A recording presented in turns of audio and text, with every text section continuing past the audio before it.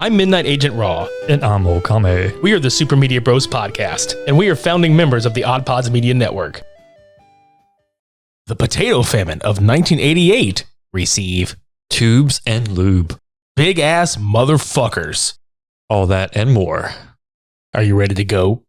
All right, you pussies. We're back and ready to kick ass. Super Media Bros.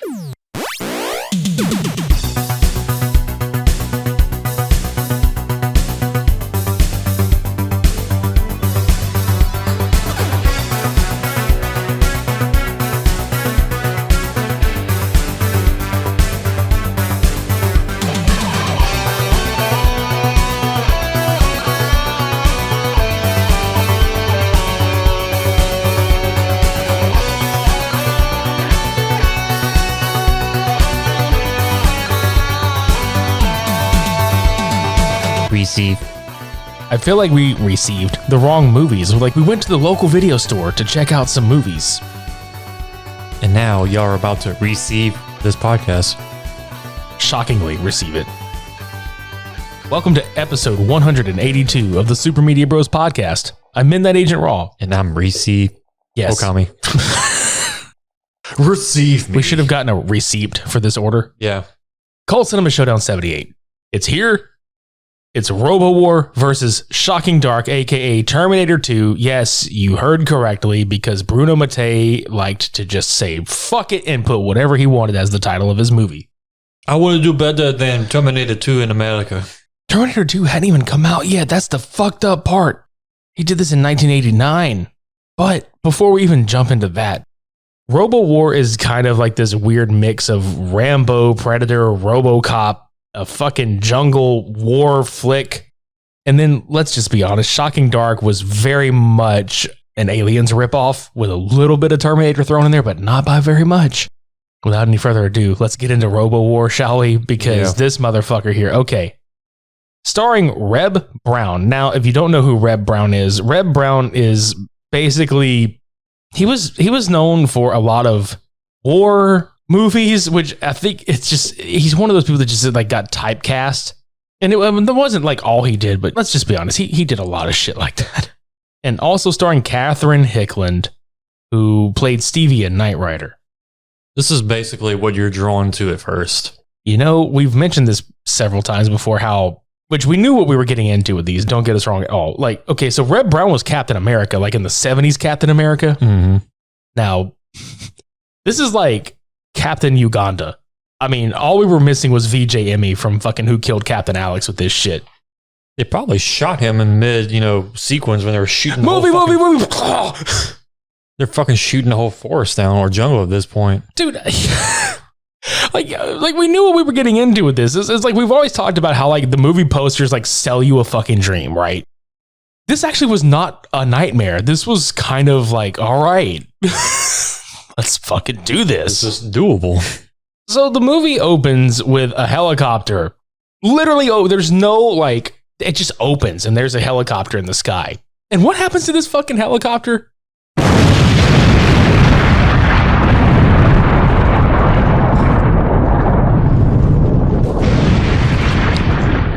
Not even 5 minutes in. Unlike Captain Alex. Yeah, no shit. Oh my God. The building don't get crushed. The copter get crushed. But yeah, that copter received a missile. Dude, so the fucking robot in this movie has the worst potato quality vision. It was almost like Predator meets Prototype X-29A.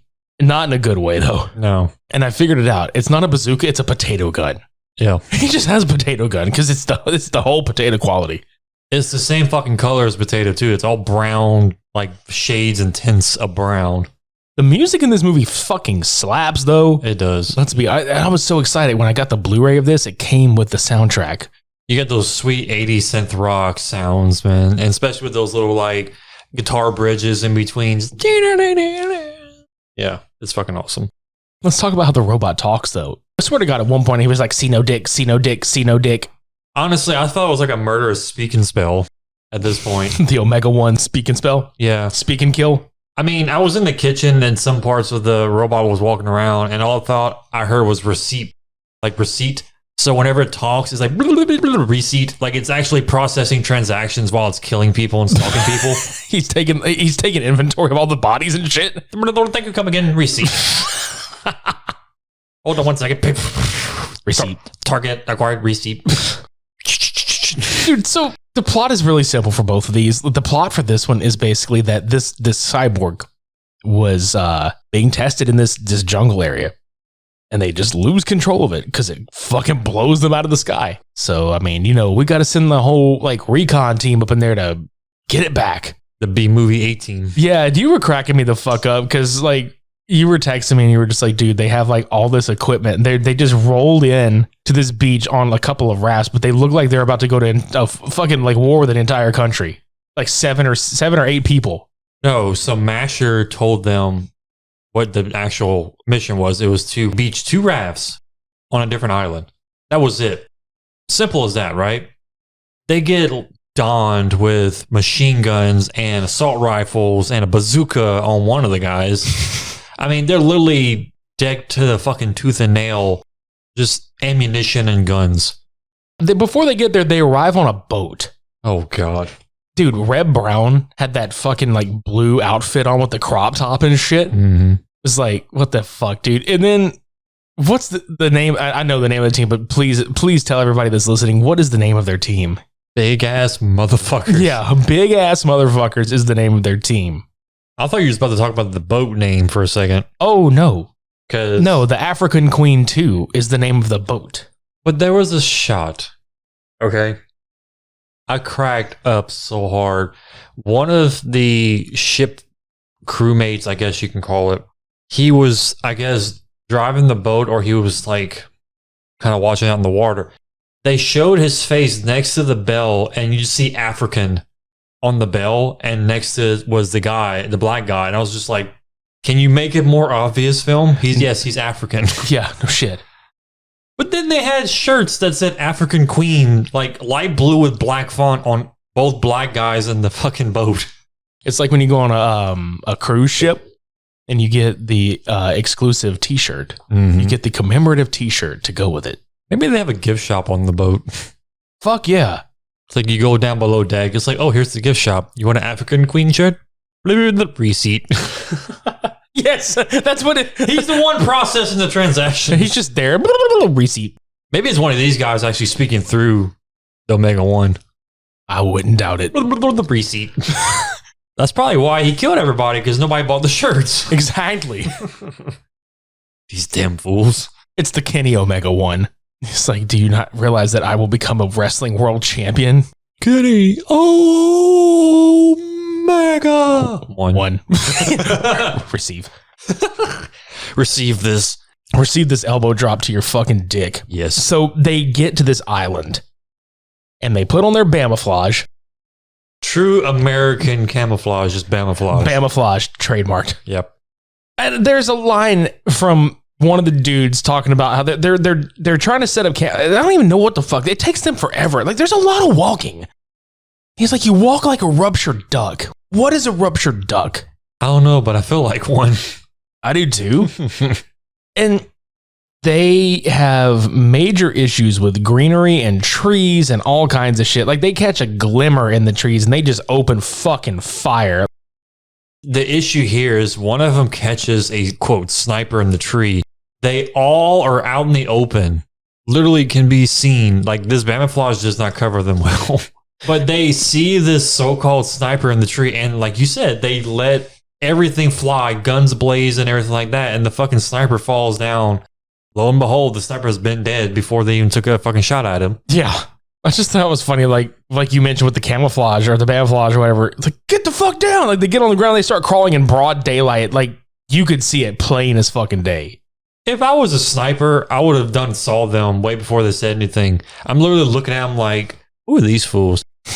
Dead giveaway. I still see y'all. Keyword, dead. You about to die. It's like seeing little kids play army. They're crawling on the ground and stuff. Get down. I got you now, sniper. Get down and crawl. Oh, they're so fucking cute. Trip mine just blows them the fuck up. Was that a claymore? Yeah, they dead as fuck now. Yeah.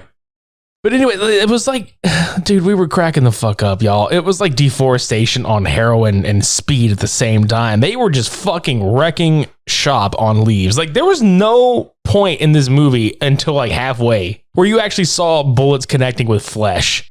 They just hate oxygen, man. They hate oxygen. They hate the trees. They hate the plants. They take my carbon dioxide? No. I watched this movie with subtitles, and holy shit, I have some notes just because, like, I have to read these verbatim because these were my exact fucking thoughts. Like, after they killed this fucking dude, quote, kill, and it's just like this rotten corpse, which I had to laugh at because every time they would show one, it would always have like the smoke bellowing out of his mouth. He just, it's like, okay. Sorry, I just woke up. Every time there's a musical cue played, it's in parentheses what it is. The first one says suspenseful rock music, and it's so high energy, but they're just walking. It's like this fucking pump you up, go kick some fucking ass montage music, and they're just fucking walking. And then it cuts and it says eerie ambient warbling, and it's what I like to dub the potato bot, just in a giant rubber black suit, just going receive. And then it's all cut to shit because Peel steps on a bear trap, like this really fucked up homemade Charles Bronson from Death Wish 3 looking bear trap. Yeah, the freaking plank of wood with the nails coming out. Yeah. But the way he fucking he fucking steps in that shit, dude, and he fucking sounds like Marv when he steps on the nail in Home Alone, just and falls back. Surprised he didn't fall back, but he steps in it and he tells the rest of it, fall back. traps. Damn it. Too dangerous. Why is there a fucking bear trap out here? There's no bears. Only gorillas. Right? No, what cracked me up is like Murphy, Reb Brown's character Murphy. He looks at the. There's this guy that's accompanying them, by the way. He's supposed to be overseeing the whole operation. Masher. Yeah. So he looks at him. He's just like, say your name every 30 seconds, basically to let him know he's alive. And he walks off, and the guy goes, like, Masher just goes, every 30 seconds, huh? Fuck yourself. Like the way he said it was so funny. Just fuck yourself. I think you asked me the most important question of all. Where is Mike Denton? Dude, he didn't need a team, though. That's the whole point. You just didn't even need Bam. No. You just need Mike. If you got Mike Denton from Deadly Prey to come into this movie alone, no Reb Brown, no Bam, no nothing, this would have been a one-man war. A one-man Robowar against the Potato Bot 3000. And he would have won. Oh, fuck yeah, he would have won. He would have hidden in the fucking leaves and stabbed him with a shiv, like a homemade fucking shiv out of like a piece of wood. How is that supposed to make sense, you ask? It does. It's fucking Mike Denton. There's a whole fantasy world where we live in our minds where Mike Denton is everything. Absolutely. We'll just roll with it. Oh, yeah. There's a couple of animal scenes in here that I kind of laughed at. Like the scene where Quang picks that fucking snake up and he's about to like cut it down and he just sees something. He just fucking throws the snake. And then that bird, there's like a shot of this bird. Oh, yeah. And they kick the shit out of this bird. What was it Corey that did that? I think so. The older dude, like he just literally like fucking punched this bird out of nowhere. Just get the fuck out of here. It's like a falcon or something. I don't know, but it was just sitting there and just like, It just kicks the shit out. you just see, my brain. Maybe he's one of the survivors of Birdemic and he's just like, fucking birds. He found his way into another cult film. It's like, okay, I can live here for a while. Nobody will notice me. He literally gets kicked. He has PTSD. No, I'm talking about Corey. Like Corey was one of the survivors from Birdemic, so he's just like every time he sees a bird, I was talking about the keeks it. I was talking about the bird. The bird too. Yeah, it's just like they both survived. We meet again. Like, shit, it's him. Caw. Dude, the scene where he fights with the fucking potato bot though, and he throws that knife into the tree. It was like a total Paris Hilton moment when he comes to fucking take the knife out. He's like, oh damn, that's hot. Mm-hmm. Like, we're almost 30 minutes into this movie and there's nothing but walking happening. Then all of a sudden the movie kicks into high gear because you see like this guerrilla team fucking like chasing these civilians down in Jeeps and just mowing them down with guns. Before you go any further, let's just analyze this real quick. Okay? Yeah. So there's what, 3 guys and a girl? Yeah, in a pizza place. Right. I want you to answer in the comments below, which one of these people stays alive the entire time?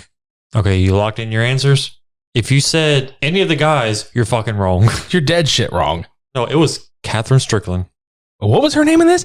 Virginia, a.k.a. Virgin. Sorry, Catherine Hickland, not Strickland. I'm thinking of propane. Propane tanks, propane accessories. So forgive me for being stupid. But yes, Virgin. I highly doubt that, but okay. One of the dudes in the Jeep looked like fucking Tommy Chong as Rambo. And he's the one that takes her hostage. And he promptly gets shot. You forgot the most key point about this whole entire sequence is whenever they approached the guerrillas, they literally just all stood there and were like, hey. Right? But there's the other part that cracks me up. They're on this mission, right? It's almost like they got so bored. They're just like, let's fucking kill everybody. Mm-hmm. Like, it doesn't even matter what's going on. Let's just fucking kill everybody. And they just unload on this brigade of people. Just kill some locals. They really fucking do. Like, I'm not even shitting you. They just fucking stand there and unload their entire arsenal of ammunition on these poor bastards. Well, they're not really poor bastards, but still. So they kill greenery. They killed wildlife. Now they're killing humans. And the Jeeps. Like, nothing is safe and sacred in this island. Right, because then like a little later, they do some more walking, like literally more walking. And this is one of my favorite scenes. I think this is probably collectively one of our favorite scenes in the movie where they show up to this base. Yeah, because I think Virgin says it was an old hospital. Yeah. Before it got ransacked by the gorillas. No, not the band. Or the monkeys. But dude, yeah. they fucked this base up so hard. Well, first of all, they had two people take out one guard apiece, and then they literally just said, fuck it, let's unload. I think it's like 5 straight minutes of gunfire, a lot of yelling, a lot of explosions, and a lot of what you point out is Reb Brown just knowing exactly where to jump, where to point, where to shoot the fucking gun. Yeah, whoever led the choreograph parts of that sequence, he's just like, okay, when you roll, aim here. It's like, there's no believability when it comes to him rolling into a building and just be like, looking around real quick, then shoot. No, he just rolls in, points, and shoots. Yeah, this is the point where we're like, where's VJ Emmy at? Because then there's a sequence where the dude, I think it's Reb Brown, I think it's Murphy. He kicks this fucking dude, then shoots him, and he's like, sorry. Yep. And he fucking kills him. And then he pulls a knife out of one of the victims, the same victim actually, and he throws it against the wall behind him, and he's like, stay there or something like that. Yeah, he fucking throws it through this guy's like sternum, and he just looks at the camera, breaking the fourth wall, and winks like, don't move. Oh, don't move, yeah. Yeah, and he fucking winks at the camera. I'm like, what the fuck was that bullshit? And then Masher, okay, I don't understand how this part worked. I guess I might have missed something, but Masher walked into this one building and he just looked around. And he turned around back out the door and he turned real quick and shot up into the roof and killed somebody. It's almost like he walked in and missed his cue. Yeah. He's like, oh, wait, I shouldn't have gone out fast. Wait, You probably heard like a whisper like, shoot. Oh, shit. Shit. But no, like, they should have... I made this point clear to Richie. I was like, they should have just replaced every gunfire noise with men screaming. Right? Just, just Rambo noises. And then everybody that gets shot that should be screaming, it's a gunshot sound. Yeah. Or it's like a bullet. Yep. That's it. Just backwards. Ass backwards. And then, by God, the children. Because fucking Virginia's like, where are the children? And she runs up and there's a room of kids just dead. Laying there. Well, we don't know how they were killed. Like, were they tortured by gorillas or they killed by them? The fucking bammed them. Yeah, Bam fucked them up. Because, I mean, literally, they were mowing, like, waist high every fucking building in sight. Like, I'm pretty sure, like, half of those bullets probably hit those kids. They got caught up in a crossfire. And they died. They died of the dehydration. And the deforestation. What if they actually played Crossfire in the middle of all that? I'm gonna just go find the fucking trailer and recut the Crossfire theme into it. That if I can do that, that's gonna be our fucking Sunday Instagram post. Like the kids are just sitting there playing a instant game of Crossfire and then got caught in the crossfire. We told you he did.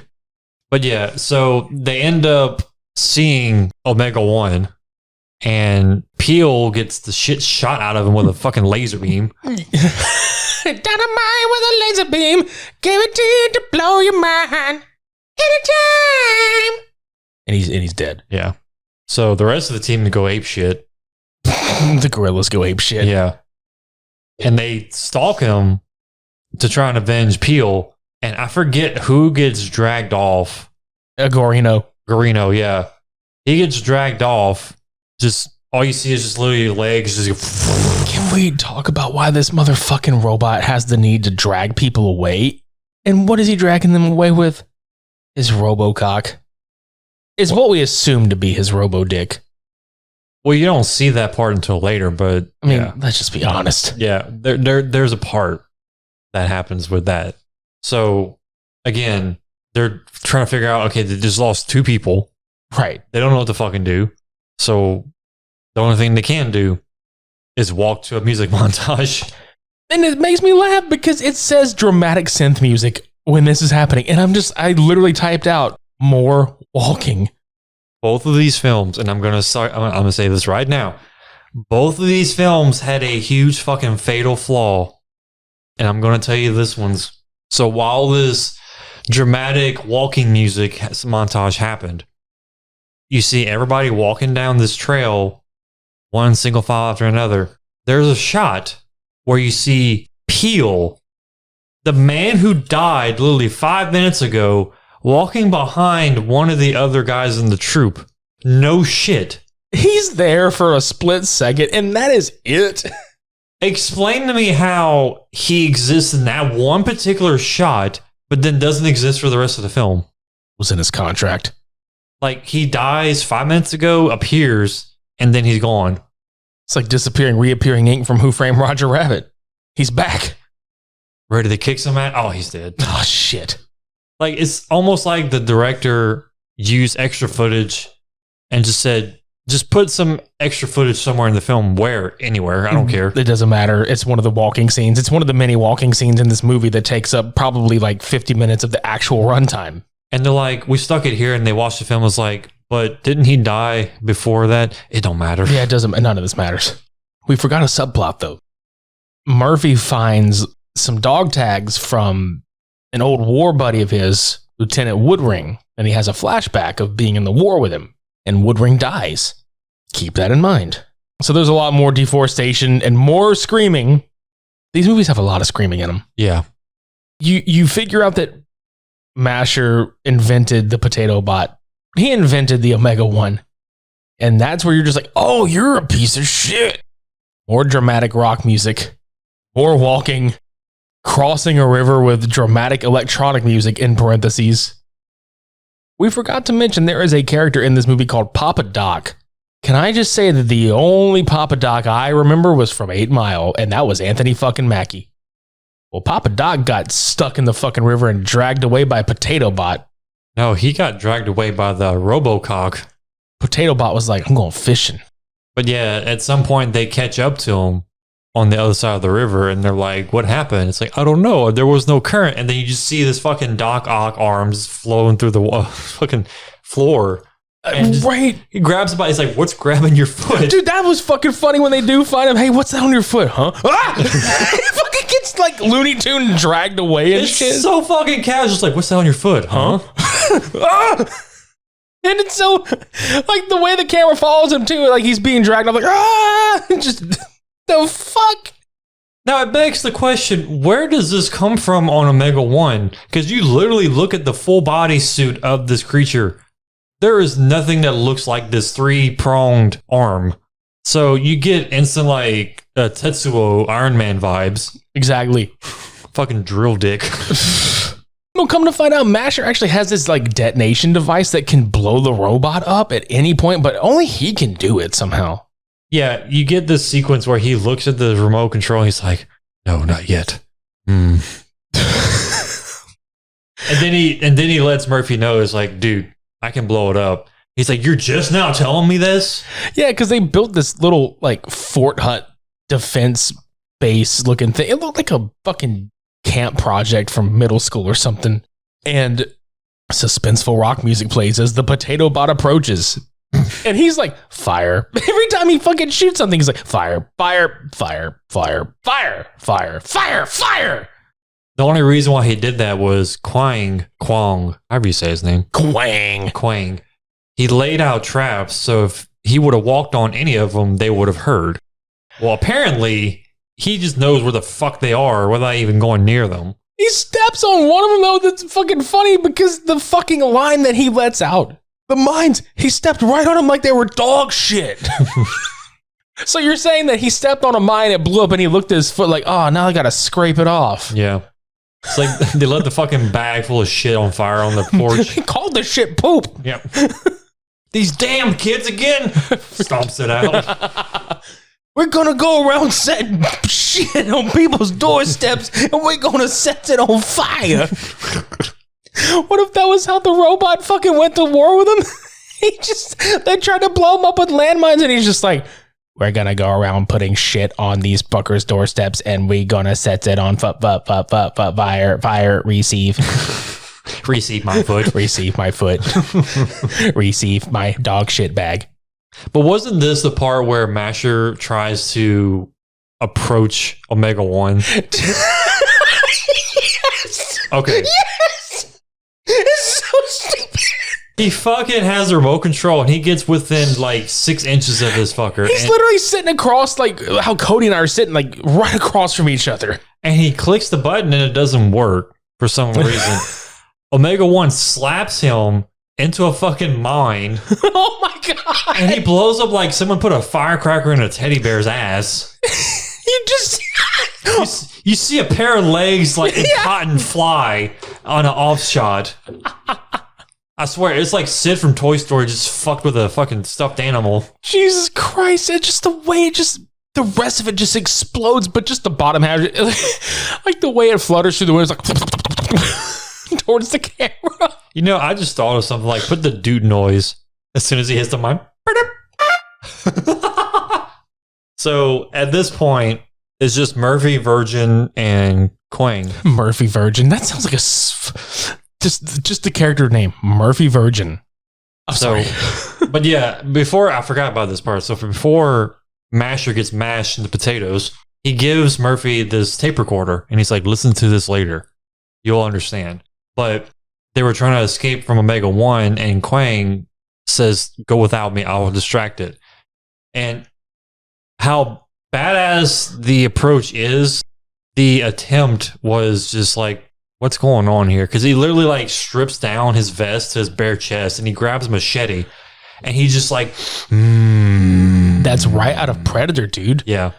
When old boy is like gonna just go to war with the guy, he takes his fucking machete and he slices his chest open, remember? And he's just like, come on. Like, oh my God. But like, he doesn't do any of that. He like takes his vest off and he's just like all intense. And then he just holds his machete out in front of him and he just does this like Billy Blank's aerobics looking shit. Yeah, he had a Billy Blank look on his face too. I'm gonna kill you with my bare hands. Oh, fucking dies. Receive. Yeah, receive my fist. I have to laugh at this though. When Corey gets killed, like the old guy with the fucking white hair. I forgot about him. Dude, the robot just reaches back and just fucking right in his chest, and he spits like sweet and sour sauce all over the camera. I forgot. Yeah, that's what you get for kicking birds. So where do we go from here? Well, there's another hospital that Virgin remembers exists in the jungle. And apparently they're going to concoct this bomb of some sorts. I have to laugh. Like, before we go further with that, there's something I wrote down that I've got to fucking point out because this was great. They're barely running, okay? Yeah. Like, let's be honest. Like, if you were running for your fucking life, you'd be like marathon, like fucking hauling ass. I know where you're getting at. And she stops for like 2 seconds and holds her stomach. She's like, I can't make it. I'm like, bitch, you're barely fucking running. You barely ran for like 5 seconds. Murphy asks us, like, can you make it? Oh, yeah, I'm fine. Literally a minute later, I can't do it. Can't fucking do it, man. Can't fucking do it. And he's just like, really, bitch? Right? We walked 10 steps. And then it's like when they get to the house you're talking about, it's all of a sudden nighttime. Like in a split fucking second. Goes from day to night. Fog in the house. Looks very Evil Dead. And yeah, this is where she's like, oh yeah. Didn't she say something? She's like, oh yeah, I studied chemistry. I know how to make bombs out of this shit. I think they're making napalm or some shit. Either way. Some kind of explosive material, yes. But while that was going on, Murphy listens to the tape recorder. And come to find out, wood ring was used to make Omega 1. That's where the RoboCop bit comes in. So his old friend is now killing him, or trying to. And then all of a sudden, he communicates with his old friend, and his old friend recognizes him for a split second. And then it's like, no, I don't fucking recognize you. My mistake. Oops. Potato visor doesn't see very well. No, it doesn't. She fucking throws this like citric acid in his face. And then Murphy just laser blasts the building, exploding it and making baked potato bot. Mm-hmm. Percussive music plays. And Murphy and Virginia are waving a boat down. And then Potato Bot shows up and glitches the fuck out. Receive 1,000 fucking times. He may as well start fucking singing Scatman at this point. But Murphy tells Virgin to swim out to the boat. I mean, it's fucking yards away at this point. Murphy gets chased up this cliff from Omega 1, right? And you think, okay, this is the final showdown. They're going to fight each other.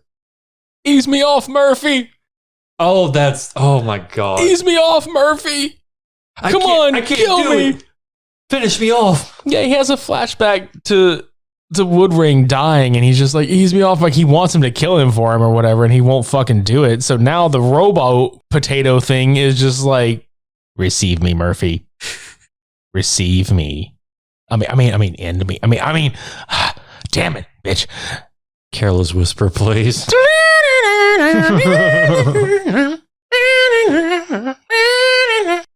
So after the porn PTSD moment, we get when I saw this part, I immediately get the Daft Punk sequence when he like self-detonates or he detonates himself. Yes. He gives Murphy the detonator and he's like, do it, basically.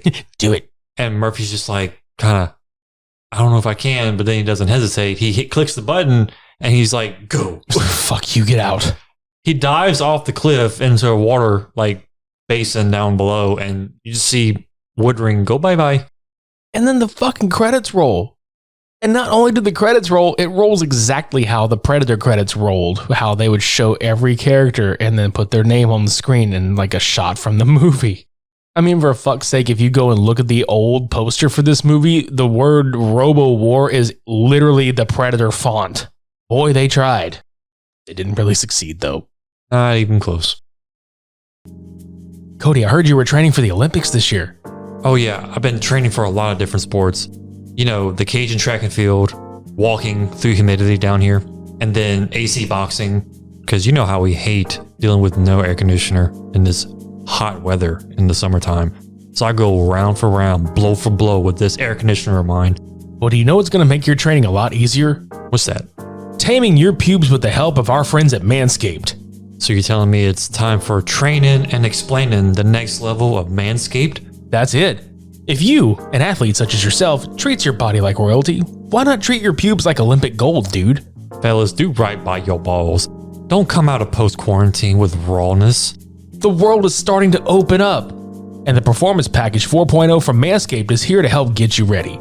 Inside, you'll find the Lawnmower 4.0 trimmer, the Weed Whacker ear and nose hair trimmer, Crop Preserver ball deodorant, Crop Reviver toner, plus 2 free gifts: Performance boxer briefs and the Shed travel bag.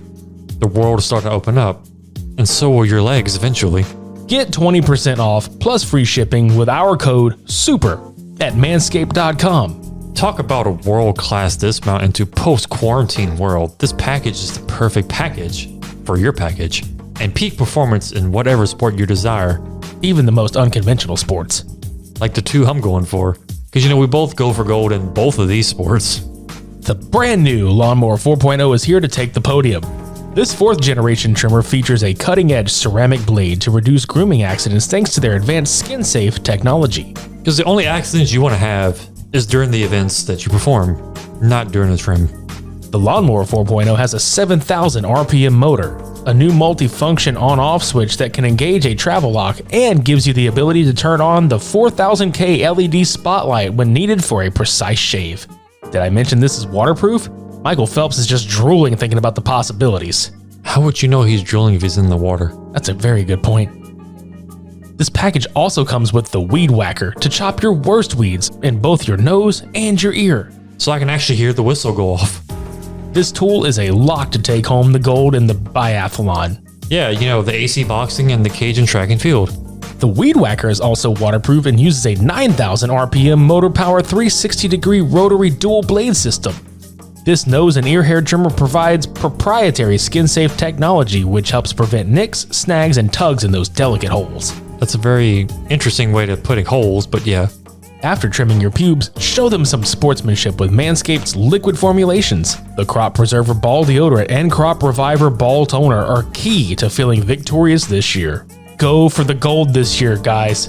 Get 20% off plus free shipping with our code SUPER at manscaped.com. That's 20% off with free shipping using our code SUPER at manscaped.com. Go ahead and achieve pubic glory this year with Manscaped. Just put the gold medal on your crotch.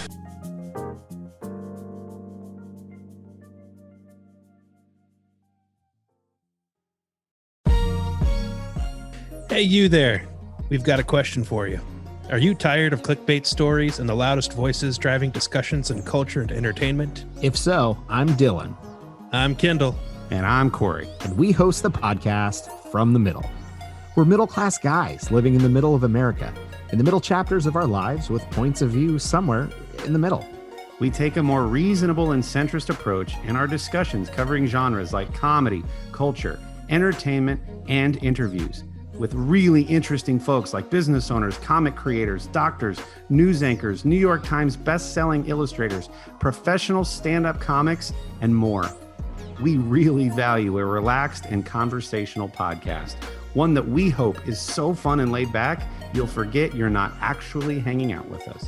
So search at From the Mid Pod, just like it sounds, or check us out everywhere you can find podcasts. All right, let's move on to Shocking Dark, aka Terminator 2. This was released in 1989. The plot of this one is that a polluted future Venice is trying to be improved by researchers. Cool. We have a fucking eco-terrorism film. Yeah, because you get current Venice, which is, you know, normal.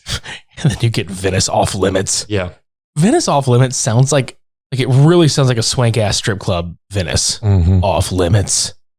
And everything's underground, so you go underwater. Right. Basically, the seaweed is killing the water is killing life is just ceasing to exist. Yeah. Their explanation is seaweed is taking up all the oxygen or something like that. I don't know what the fuck. That makes no sense. But it's taking up all the air, killing all the livestock, all the water, fishies, everything like that. What do? We fight it. How? With chemicals. Oh. So basically, this movie is kind of a big time... It is a big fucking ripoff of Aliens. We get introduced to Samuel Fuller of the Tubular Corporation, and we get introduced to this chick named Sarah. And basically, it's kind of how Aliens is, where Sarah is going to investigate the disappearance of the research team that was down in the fucking sewers because they apparently got attacked by creatures and all this other shit. And there was some kind of tape recording about, such and such was experiencing hallucinations of creatures, and this other person was just becoming mentally unstable and blah, blah, blah. Okay. Then Fuller has to work with a team, a very special team. What's that team called? Megaforce. Which gives us one of, out of both these films, the only two characters I like is Quang and Coster. Coster is just this badass bitch, dude. Like the first fucking words out of her mouth, just like, all right, you pussies, I'm backing up, kicking ass. And she's trying to round these motherfuckers up, but nobody is like got any oomph. She shit talks a lot and it's fucking funny. Honestly, dude, everybody has this very flat dialogue delivery. throughout this whole fucking film. She's the only animated one of the entire bunch, though. Yeah. Very uninspiring. Come on now, we got to get Operation Delta Venice underway. It's already underwater. No shit. I was laughing at Kane. Like he's like a surfer. He's like if Spicoli was put into this movie. Spicoli was a Marine. So yeah, Megaforce and Fuller, along with Sarah, investigate this foundry or facility or water treatment bullshit. A lot of screaming again. This movie, I'm telling you, it should have been called Screaming Dark. Right? There's way too much hollering. Shock and caw. Yeah, pretty much. But it's so fucked up. They find Drake, who's this scientist, and his whole dialogue is like sing-song. But then out of nowhere, he does this really high pitch, and it's kind of like The Thing meets Invasion of the Body Snatchers. And this is a really funny panned out shot of everybody holding their ears, and they're just like, ah, the whole fucking time. Well, you get Kowalski and Koster, who like the team kind of separates and they go looking for different things because the dude fucking left. So they're just like, oh, split up and find him fucking Scooby-Doo style. This leads to Kowalski and Koster finding this signal, and it leads them to this like cocooned, webbed up set of corpses. One of the dudes from the research team is still alive. Koster gets grabbed by this mutated arm after he's like waking up. He's like, kill me. And he fucking, I guess it's his arm that mutates, and he fucking grabs her and shit. And then she yells, and like Kowalski just rolls in and blows the dude's arm off. And then the other teammate, Frazzini, is grabbed by one of the creatures. Like, it's so funny because these creatures, they don't look terrible. But they're mostly off screen. For now. So like shit starts getting real. So the team gathers together, and then they see there's a shit ton of these fuckers on this scanner. So they decide to go to this room to take shelter. And oh boy, Sarah is just... she's the Ripley of this movie, but sucks at it. They find this little girl. Like Kowalski and Koster are completely away from the rest of the team at this point. But Koster's like, this is no longer a salvage mission. Like, what the fuck is happening? And so the captain is like threatening to kill whoever doesn't follow the orders or whatever. Right. Well, the scanner picks up a life form, which is this little girl named Samantha. This is right out of Aliens. They find a little girl that's been abandoned in this place, and they take her in, blah, blah, blah. Which is funny. She bites the shit out of one of the dudes, and he's just like, oh, let's get her. He goes like full-blown Harry and Marv on her. But they figure out that like mutation experiments are being done in this secret laboratory or whatever. But this is where like we were getting at with Koster and fucking Kowalski. They're walking around this sub-level area. And there's some real like Evil Dead. Like if Evil Dead was in space, like the musical score is really good here. Well, Koster is trying to call out for Kowalski to like no avail on her radio, and she fucking gets grabbed. And this is with the little tube dick that came just lassos her up. Yeah, and she's like, yo, Kowalski. And God, this is the most gentle shove I've ever seen in my life. This is the most soft-handed pimp hand I've ever seen. It's literally just... and he just fucking T-poses down. Yeah, dude, it's like obviously a fucking dummy. And yeah, he definitely T-poses the whole way down. And it's just funny because the camera cuts like right on impact for him. So you just hear him go, ah! He just, nothing. But I just love the way he just fucking just gently gets shoved. Like there was no effort. None. Creature's like, excuse me. Scusi. Scusi. Fucking pushes him off. You are the imposter. So like, just to skip some exposition, because there's also a lot of walking, and there's also a lot of not a bunch happening. The movie's so straightforward, they really had to film a lot of just filler. Well, a lot of it was just them scanning for life forms. They're like, it's this many yards away. Yards? How many yards? Yards! It sounds like fucking NASCAR. What the fuck? So, Samantha, for some unknown reason, she's a professor's daughter, so I guess she has some smarts about her or whatever. She figures out how to use this fucking computer to tell them, we can't figure out why this mutation shit and this whole fucking thing is so dangerous. How dangerous? Level 7. That's the key, says Sarah. Yeah, so level 7 danger is the key, which we didn't realize at first, but it's because the actual level 7 of the facilities, which we were sitting there, at least I was like, okay, so level 1 to 10, with 10 being the most dangerous, we're at a level 7 right now. That's the key. The more danger, the closer we get to solving the mystery. It's really did feel like a Scooby-Doo episode. But then again, I'm just sitting there going, Sarah, how is this the key to all this? Like, are you sure that's the right level? But no, we get a lot more walking. They go into this room where they have a sliding door. It's a real slow sliding door because they're being chased, like they're surrounded by these creatures. And Frazzini is literally just screaming how many yards these creatures are away. It's like 15 yards, 14 yards, 12 yards. And you just hear fucking Samantha in the, Sarah! Oh my God. I'm scared! Samantha was one of the more annoying parts of this movie because of the way she's, like, her accent changes. I'm telling you, dude, there's like two possibilities, and I don't know which one it is, and it could be wrong, but one, it's two different actresses, and they're like twins, or they look the same, basically, and it may not be twins, but one time she sounds British, another time it's a totally different accent. I don't know what the fuck it is. Or two, the actual character itself is like split personalities or some shit. Like when she's fine, she's British. When she's in panic mode, she's like some random, like, foreign language we don't know what it is. It's still so funny though, because it turns from like Sarah to Siowa to Saja to Salad to Sawa. Yeah.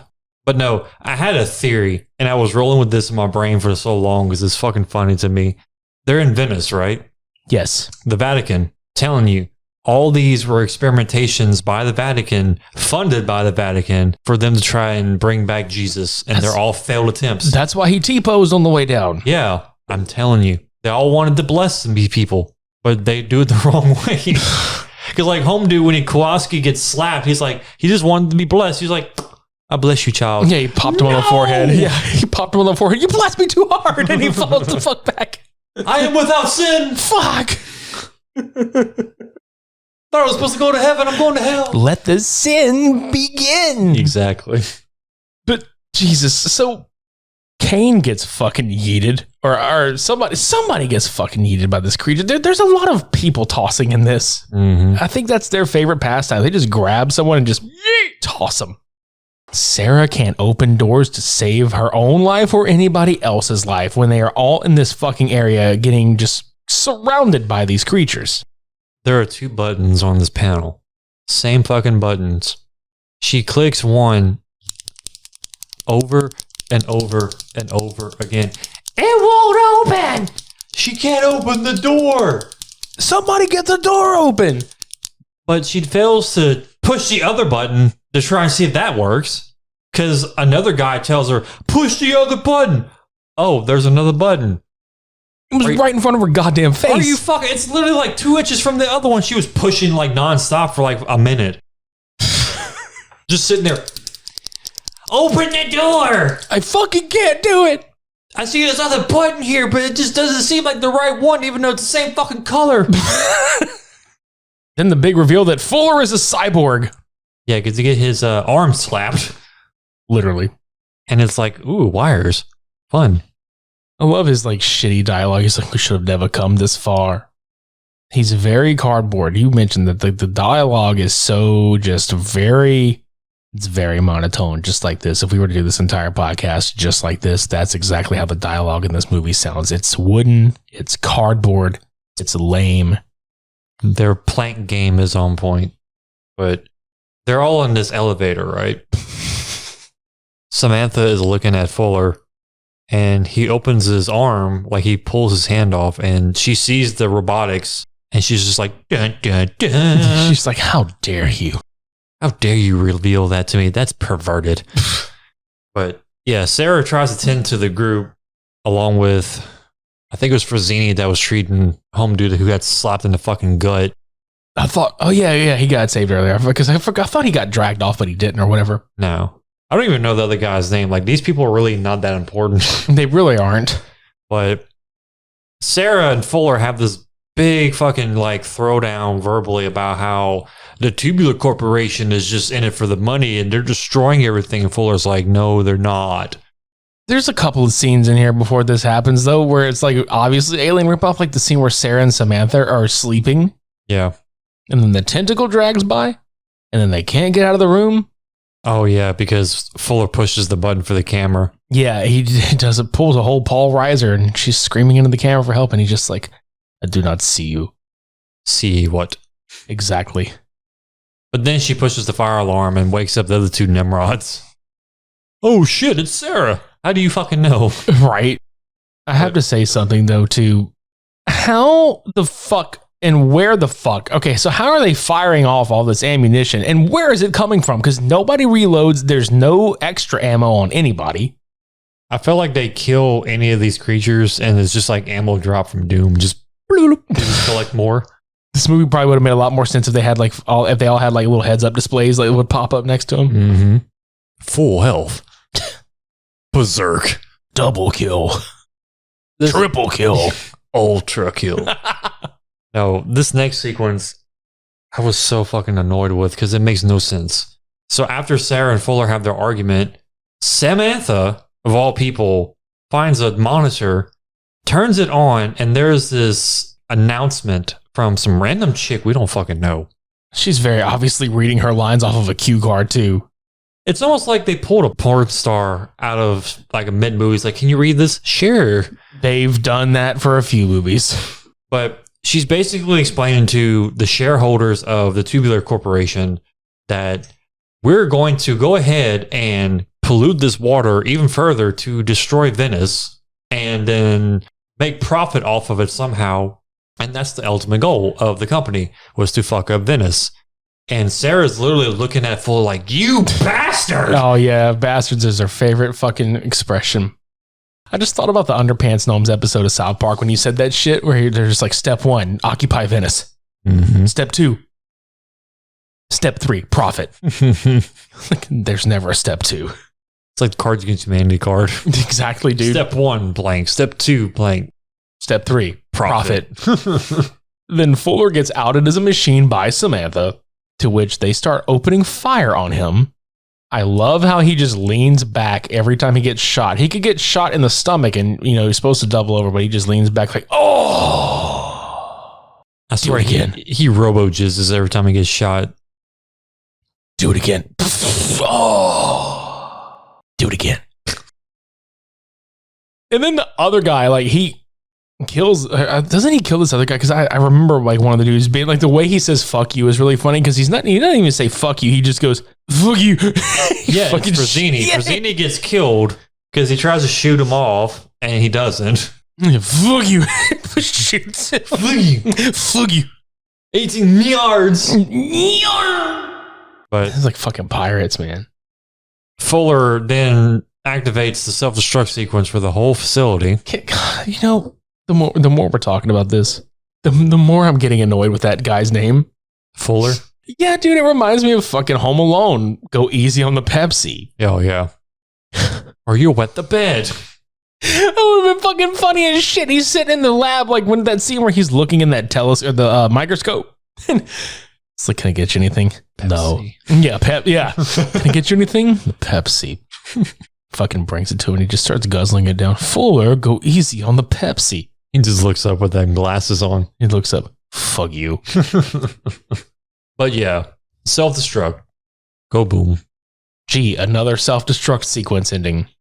The difference between Robowar and this one is this one took so much longer than it said it's supposed to. Like, no joke. There's this very slow chase sequence. And I mean slow because Fuller cannot walk or run any faster than he's going in this whole entire sequence. But you get a mixture of Alien vibes with Terminator 2 and the Foundry, the very last sequence, because it's literally just them chasing Sarah Connor and John Connor with the T-1000. That's pretty much what it reminds me of. And she's shooting off random pipes in the fucking area. I'm not even sure what the shit she's doing, but there's one part where he's upstairs from where they're at, and she shoots a wire or a cable or a collection of cables, and one of them hits Fuller, and he literally just has the best orgasm of his life. That's the thing that makes me laugh the most about it, though, is that if he's supposed to be cyborg, how does he have any like other emotion? Why is he reacting to physical pain? Why is he reacting to things? That's what I was cracking up at. But he's a fucking masochist. Yeah, but it is funny though. He really is like robo jizzing everywhere. There's no way he's not. He's just like receive. Yeah, because I think there was one part we were texting each other, and he sent me the RoboCop gif when he's just like tripping out. And I was like, that's pretty much what Fuller's doing. Yeah, he's like,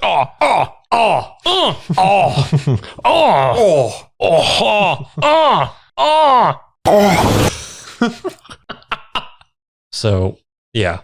More chasing, more walking, more running, more navigating through this facility. 30-minute countdown. Oh, we forgot about Samantha sliding away. Oh, that's right. Just a random fucking like children's slide built underneath this grating in this wherever they're at.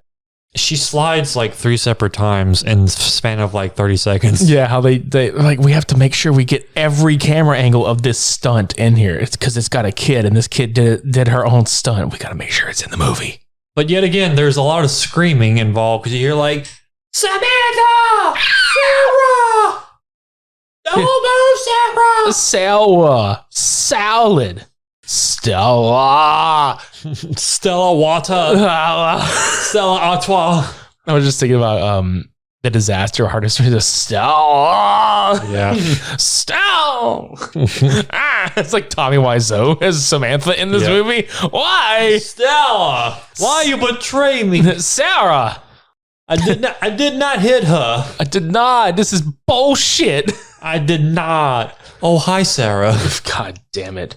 Yeah, we forget that she puts a tracking device on Samantha to make sure she gets lost. Right. I forgot. She can find her. Well, she uses the tracking device to find her. Somehow, I don't know how, because all you hear is, Sarah! And then suddenly, all of a sudden, Sarah sees her, like, miraculously out of nowhere. Don't move! Yeah. Don't fucking move. There are so many creatures around you right now. Yeah. But this is the thing that cracks me up. When she's running to find her, it's 8 minutes to the detonation. I forgot about when Fuller shows up and he fucking goes to choke her and he starts growling like a rabid dog. Oh, that's right. And she fucking sprays him with steam. And then she sprays like that liquid fire extinguishing shit all over him. So, to kind of give you a context of the actual growling noise, the electrocution short-circuited his voice like command or whatever, so he sounds like a prepubescent teenager when he talks. He's like, yeah, Sarah, I'm coming after you now. Grr, choke. He's like, but yeah, she jizzes all over him. let's talk about when he falls the fuck off, dude. The fatal flaw in this film. Yes. So, God damn it, I can't even fucking with this shit, dude. He pulls a backflip off the rail to fall down like 4 or 5 floors down, right? The ragdoll hits a pipe about 3/4 of the way down from the camera shot. The head of the mannequin falls off. And I'm not talking about falls off. It gets pinged. Like, it gets fucking punted off his head shoulders. Like, and then he falls down the next shot with his head intact onto the ground. That was so fun. We rewound that motherfucker so many times. Put it in slow motion backwards. Put it in slow motion forwards. I swear, it was like watching a field goal attempt on a fucking football game. Like, you see that head go, yoop, across the screen. How did nobody notice this shit? I don't even think they gave a fuck. Like, they rewatched this scene like probably at least 2 or 3 times. Like, oh, his head flew off. It don't fucking matter. None of this matters. Just put it in there. I mean, same director, so it's like, it's cool. just put it in. But yeah, Sarah, takes care of Fuller. And she finds Sam. Because this scene is pretty funny too. She finds Sam webbed up. And they piss this creature off that's webbed up right next to her, okay? And I swear on everything, the mindset of this creature was just like, my alarm wasn't supposed to go off for another 20 minutes, you fucking bitch. All at the same time. Sarah's like, it's going to be okay. It's going to be all right. Just calm down. It's going to be okay. Yeah. It's okay. It's going to be okay. It's going to be okay. You woke me up. It's literally that fucking same ass dialogue. And she's yelling at Samantha through this web. This web of lies. This web of deceit. It takes her almost like 2-3 minutes to cut her out. Which how many minutes have elapsed already out of this entire destructing sequence? I want to say at least 30 minutes have gone by, but apparently, according to this timer, it's like not even. I don't understand. There's 4 minutes left when she gets her out of the webbing. That's the point. It's like it was supposed to be 10 minutes or was it 30 minutes? It was 30 minutes total, but I'm telling you, more than 30 minutes have passed. Oh yeah, it had to have. And they escape, and they get to this sequence where it was literally about to blow up. Like the countdown was going 29, 28, and whatever. But it runs out. And they're just nothing. Sparks here and there. Just little bitty sparks. Where's the kaboom? Where's the earth-shattering kaboom? I know, we were just laughing. Like, we were literally, he was saying it, and I was typing it like Marvin the Martian was like, there was supposed to be an earth-shattering kaboom. Yeah. But then there's all of a sudden more time added to it. It's almost like a sudden death. the program's like, oh, wait, I'm sorry, two more minutes left for detonation. Yes, 2 more minutes. Just enough time to showcase the fact that Sarah has trouble with doors yet again, because she is sitting there trying to open this fucking bay door, and Samantha just like, Sarah, open the door. I fucking can't, you little bitch. And then she opens it for Sarah. She's like, oh, okay. That kid's dialogue was so easy. Like, they could have literally cast anybody. Like, well, what all do I need to do to get into this movie? Just scream the name Sarah as many different annoying ways as possible. And you pointed out this is the only film that kid's been in. I'm like, I can see why. Yeah. The director's like, that was a poor choice on my end. Fucking shit. Good thing it was free. Here is where everything is just, what the fuck? More so than normal. They're in this room, and homegirl with the little PDA announcement about, the corporation being a piece of shit pops up, and she's like, welcome to... Oh, hi, it's me again. Yeah. Welcome to here. That'd be funny. She's, remember me? Yep. She goes on about how this is a time travel device to make sure to strap in within the next 10 seconds. Time has no bearing here. No. They instruct, or she instructs, the 2 of them to pull out this little device and to push buttons, basically. Right, because it's going to go to the past. Only the past. Yeah, only the past. And not to mention that this time pod is a test model. So they don't even know if this thing works or not. They're just going to go with it. Where in the fuck does time travel make sense in this film? Like, they're basically just going to rewind all this and go through this hell again, basically. Dude, what if that was how this movie got released, where every time that sequence happens, the movie just starts over, legitimately the exact same way it plays out, and it's just this fucking endless loop. But no, it dashes our hopes and dreams, and it brings them back to pre-Doom Venice. And they land on this child's Tyco RC. This kid's just looking at him like, you're in my way. You please roll your fat asses off of my fucking RC car. And before a kid could even say anything, here's Fuller. Going not easy on the Pepsi. Nope. Because he's pissing everybody off. And yeah, crushes Mr. Boy's RC car like it's nothing. Like it's a Pepsi can. Yes. Recyclable. Yep.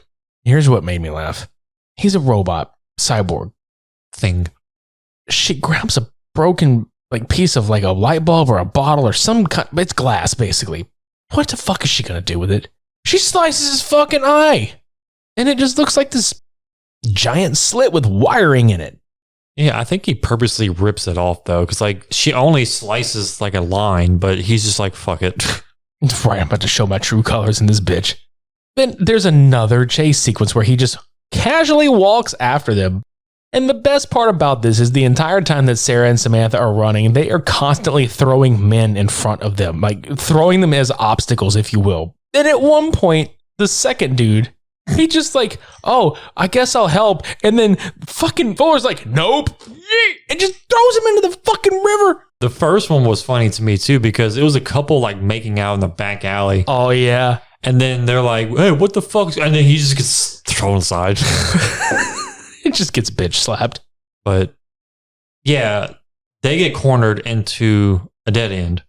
And Fuller's just like, you're basically doomed at this point. And somehow Sarah grabs the time travel device that she happens to have on her somehow.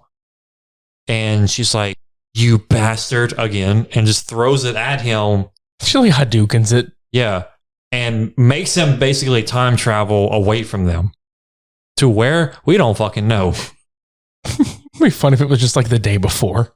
He's just like, oh, I'm in yesterday. Or literally like 10 minutes ago. Oh my God.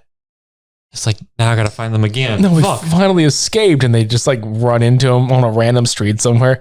Like, it's going to be like years and years later. They're just like, oh yeah, he probably just went like 100 years back in time, or he probably went like 50 years back in time. He'll never find us. And they're just like walking around Venice and he's still all fucking like scarred up and shit, but he's just like having coffee at some kind of like a cafe that's outdoors and he just fucking sees him and he's just like, it gets fucking triggered.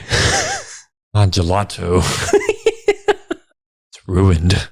But it ends on Sarah telling Samantha, we have a lot of work to do to prevent it from happening. As they watch the sunrise. And that's the end of the film. Okay, so both of these movies had some shit going for them. Honestly, I already know what won in my book. Same. Like I said, both these movies had a lot going for them. I thought the action in Robowar, like the gunfire shit and just the overly stupid amount of walking, the music, just everything about Robowar just fit. It was just terribly fun. Shocking Dark was stupidly fun as well. I think the character of Coster really saved the day on this movie, because otherwise I think it would have taken itself a little too seriously in some spots. I feel like Robowar wins this week, dude. It's a drastic win, because I think what killed me the most with Shocking Dark was the delivery of dialogue was just so stupid and poor, and there was way too much screaming. Yeah. Like unnecessary screaming on most parts. Like RoboWar had its moments where they were literally like showing off their America screaming, but Shocking Dark was just pointless screaming. I mean, yeah, was it a fun movie? Of course it was a fun movie. But yeah, Robowar absolutely blows away the competition this week. They're both fun movies. They're both on Tubi. So if anybody out there wants to watch these, they're there. Which is interesting because the version I watched on Tubi didn't show the scene on Robowar with the kids actually dead. He showed me the Blu-ray version, or the Italian version, I think it was. Yeah, it's just the re-released. It's the Severin Films uncut release that they put out in 2018, and it had the sequence with the kids. So I was just like, oh, I didn't even see this part, but I had an idea what I was looking at. If I did, right? They wanted to play Crossfire. Exactly. Robowar receives victory this week on Cult Cinema Showdown. Next week we finally, like, if you guys have listened like way back, and I'm talking like way the fuck back to probably the beginnings of this podcast. I want to say it was in the first like 20 episodes. Yeah, if y'all had listened to us talk about the Samurai Cop films, we spoke about trying to eventually get Gregory Hatanaka from Cinema Epic on here. And not long after that episode happened, like, we interviewed Matt Caritas, who was the star of Samurai Cop, and then a few months later we actually interviewed Gino McGahee, who, speaking of Cult Cinema Showdown, his film Satanic Meat Cleaver Massacre was one of the first movies on Cult Cinema Showdown, which it was paired off with 420 Massacre by Dylan Reynolds. Both fantastic fucking movies. We're actually going to be having both Greg and Gino on the show next week to talk about a couple of films that are coming out, because Gino has just filmed a sequel to one of his older movies, Rise of the Scarecrows, and he's also co-written a film, or he's written a film called Amityville Cop, and we're going to talk about those movies coming out and just to see what the hell those dudes have been up to, because we haven't actually got to hang and talk with Gino in a few years. Right. And this will be Greg's first appearance on the show, and we've been really looking forward to talking with him and picking his brain about stuff. So come hang out, have a good time with us. But anyway, that's That's what we have coming up. Check out supermediabrospodcast.com for all past, present, and future episodes. Go subscribe to us on YouTube. Leave some ratings and reviews for us on iTunes or Podchaser. Follow us on social media. Buy some merchandise from us. You know how many times I've told y'all to put us on your skin? I haven't seen anything yet. Wear us as proudly as old boy wears his African Queen t-shirt. Mm-hmm. Make us your queen to be. From America. Yeah. Thank you so very much, everybody, for receiving us this week. This has been Cult Cinema Showdown 78, Robowar vs. Shocking Dark, episode 182. Until next week, I've been Midnight Agent Raw. And I'm Okami. Shades on. Sawa! Where?